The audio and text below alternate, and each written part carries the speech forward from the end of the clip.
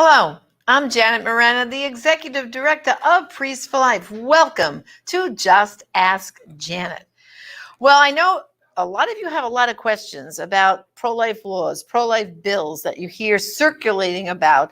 And also, too, you hear this phrase that the Democrats have threatened that they're going to codify Roe. Well, joining me today is a dear, dear friend of mine, Father Pavones, and Priest for Life, and also an expert on all these court cases, and my dear friend, Steve Aden, who's the Chief Counsel for Americans United for Life. Steve, welcome to the program. Oh, it's really a pleasure, Janet, to be with you. First time on the show, and just very excited to talk to you about my favorite topic. And thanks for all that you're doing, the great work at Priests for Life there. Thank you. Well, Steve, just tell our people just approximately. I know you fought how many cases, both in federal and also Supreme Court, right? So, give us give them a snapshot of how many years you've been at this. Dozens. A little while ago, Catherine Glenn Foster, our CEO and president at AUL, asked me, "So, how many cases have you had against Planned Parenthood?" And so I sat down to list them, and it's dozens. I've had the privilege of representing the cause for life in courts all over America, and it's a great honor to do it. Yeah. And of course, I know you follow Americans United for Life. You guys are champions working on model legislation in the states and champion what's happening in the states. So before we talk about codifying Roe, let's talk about the states for a minute. As we know, the heartbeat bill creates a lot of controversy, even within the pro-life movement. And I don't know how many it is now, but quite a few states now have passed heartbeat bills. So can you give us a little synopsis about these heartbeat bills? Sure, I'd be happy to. A heartbeat bill is essentially a bill that stresses a beating heart. Studies have shown that if a baby in the womb has a beating heart, as shown on ultrasound or Doppler, at that point, the baby's chances of going all the way to gestation and being born are much higher than they would be at an earlier stage. In other words, if there's already a beating heart, there's a pretty good chance the baby is viable and will go through and be delivered if the baby is not tragically aborted. So it's an important marker for that reason. It's also an important milepost for the mother because a beating heart gives a mother the opportunity to bond with her baby. It's a sign of life, as we all know. Right. And at that point, often when a mother hears the baby heartbeat or sees the heartbeat on the ultrasound, that's when the bonding begins. And our friends in the Pregnancy Center movement know this so well. Anytime a mother is shown the baby with the heart beating, there's a pretty good chance that she will bond with that baby and she will decide to give that baby life. So Steve, with these bills, a lot of people are saying, yeah, but what good is it going to do? Because as we know, probably, of course, the abortion industry, they're going to fight these bills immediately in court. And can they really be upheld? And so what's the upside here of pushing still forward in other states with the heartbeat bill? There are three things I think that a heartbeat bill does that are very good for the pro-life movement. First of all, they stress the human nature of the baby in the womb. It's not a blob of tissue, as we all know. It is a human being with a beating heart that's developing. And by the time you see that baby on the ultrasound, already has hands and feet and deserves to be protected.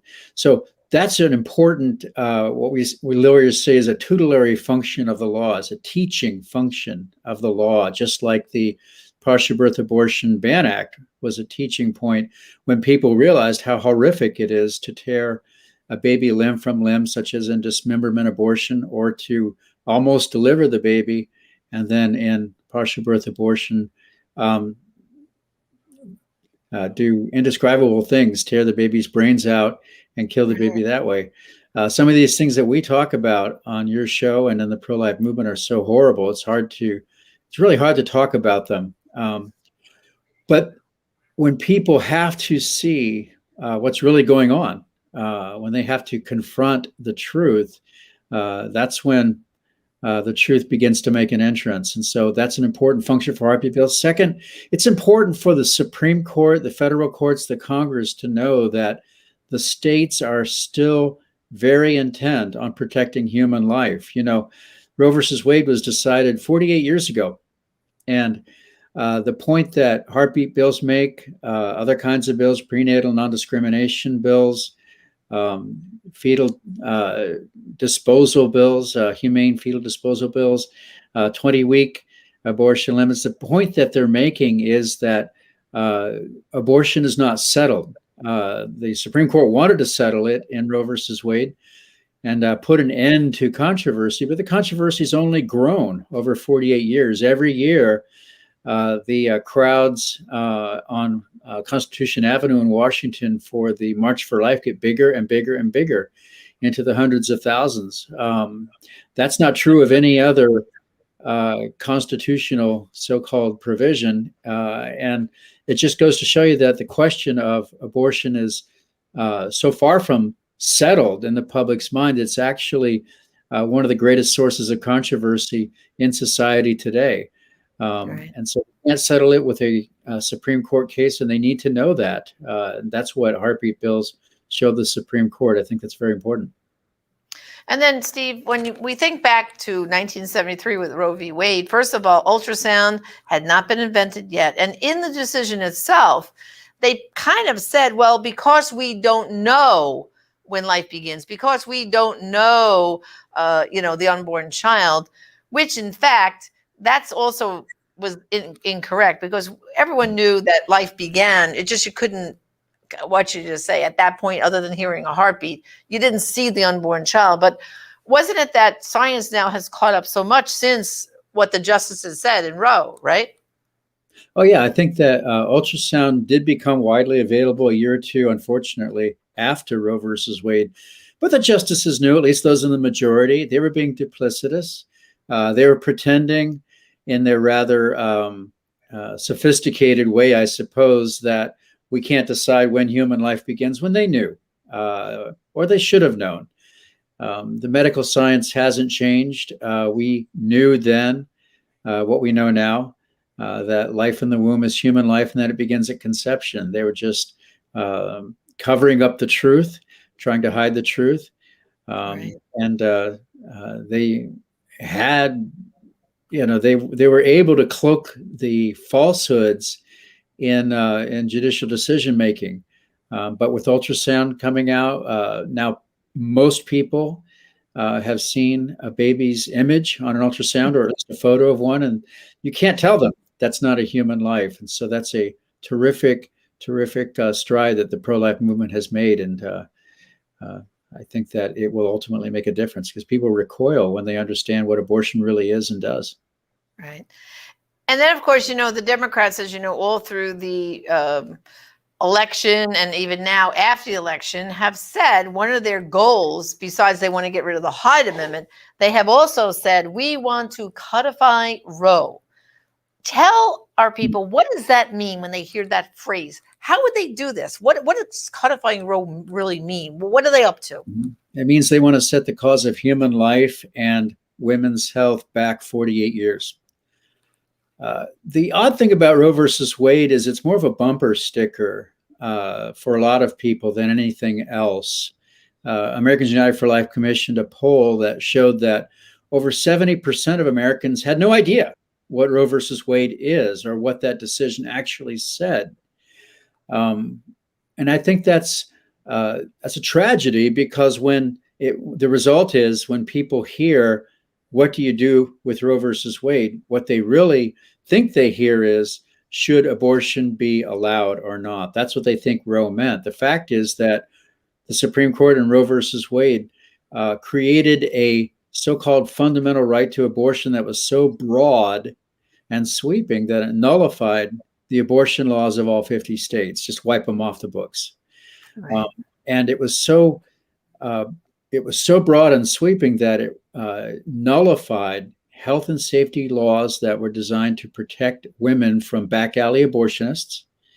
And it nullified, at the time, all laws that were designed to show to further the state's interest in protecting human life.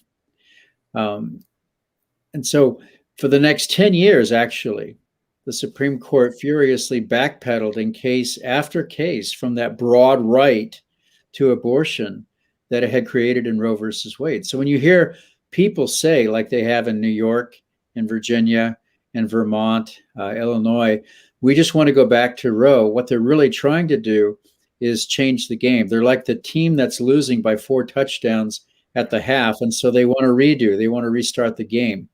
That's what they want to do, because the pro-life movement has, for 48 years, been moving the ball down the field. Abortion now has dropped from the level it was at the high point, basically in 1980, 81. It's dropped about 60%. Today, the abortion rate in America is the same as it was in 1972, the year before Roe versus Wade. The abortion rate means how many pregnancies end in abortion, what percentage of them. And the fact is that the Supreme Court created a broad right, but the pro-life movement has been so effective fighting back, educating, passing good, strong pro-life legislation that protects women, protects babies, that there's no more demand now for abortion than there was in 1972. It's almost like they created a right and nobody came. And so thanks be to God. I mean, it's really remarkable. It's an untold story about the success of the pro-life movement. But every one of those life-affirming, life-protective laws that protect women's health, protect babies' lives, every single one of them was proposed and passed by pro-lifers, pro-life advocates, pro-life state lawmakers, because Planned Parenthood never saw an abortion regulation that it liked.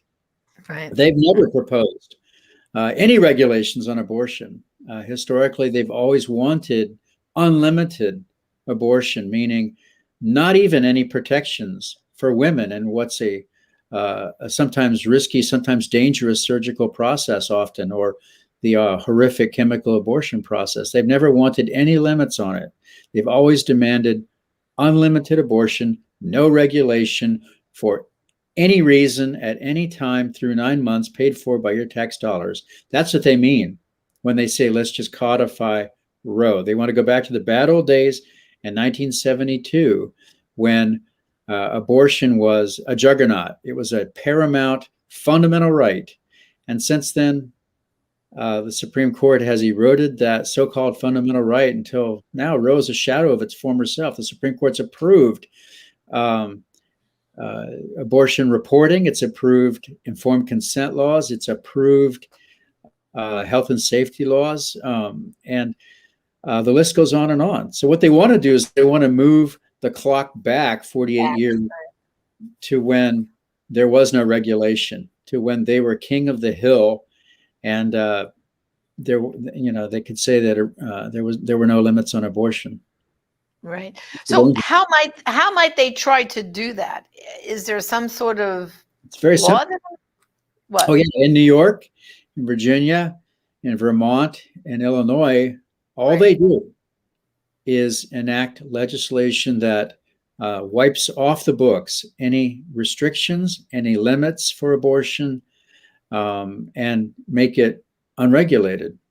They wipe off the books any provision requiring parental notice for a minor abortion, any provision protecting women in abortion from unlicensed individuals, any provision that requires that a woman be given informed consent, provisions requiring that abortions take place in antiseptic clinical environments and that appropriate procedures and medications be provided to protect women from unsafe back alley abortions.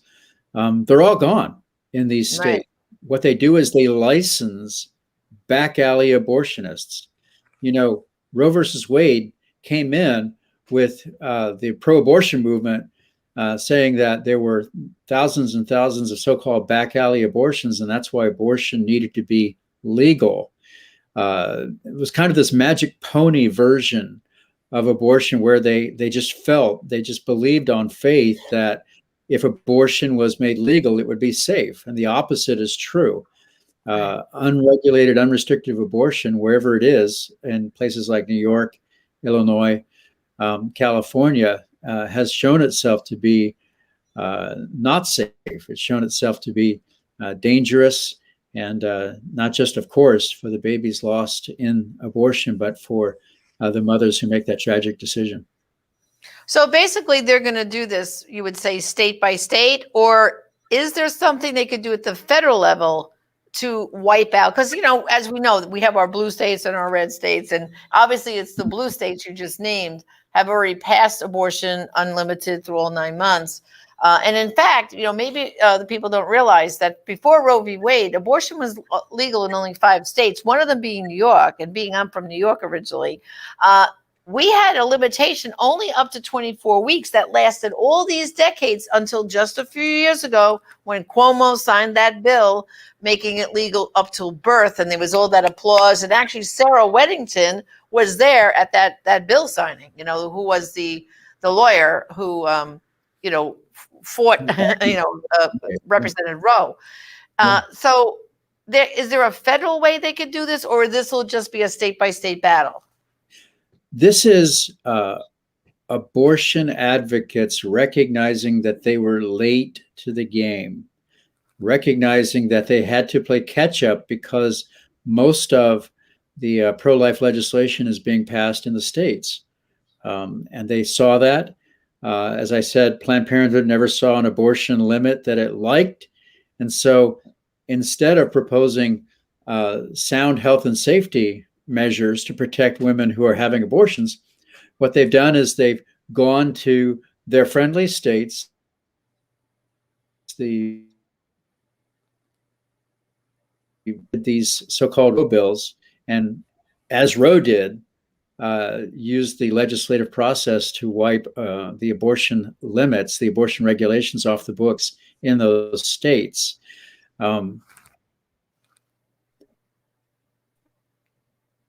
have a very limited degree of success in that they've pretty much already gone to most of the states that are open to unrestricted abortion access. Yeah. And there are many more pro-life states than there are pro-abortion states, I'm happy to say. In the pro-life states, they're passing, our staff actually counted 550 pro-life bills just this spring that had been introduced in the state houses to protect women and babies. So that's amazing. And they realize they're losing, and that's why they're trying to play catch up this way. At the federal level, I don't think so. I think the states is where the real action is. Well, and that's why I want to tell our people here that you should not be discouraged based on what happened in this election. You really need to be paying attention to what's going on in your state. And those local state elections are so important because from what I understand, and I think this is what you're saying, Steve, we have more states where the state legislatures are pro-life than pro-abortion. So we've got a great opportunity. Like you said, 550 laws are percolating in the states right now. We should be like applauding that. That's awesome. But with everything that's percolating, where do we stand right now with what's coming up through the courts? Do you know of any cases that are getting up to the federal level? Yeah, there are several that I think the Supreme Court would be very interested in. There's a case out of the Sixth Circuit Court of Appeals involving an Ohio law that protects babies with Down syndrome. And we expect the full en banc, as they say, all the judges in the Sixth Circuit to rule on that case. And it's likely that will go up to the Supreme Court after that. These kinds of prenatal non-discrimination acts that point to the humanity of the baby in the womb by outlawing abortion based on gender because the baby is a girl, based on race, based on Down syndrome or the presence of some other fetal anomaly.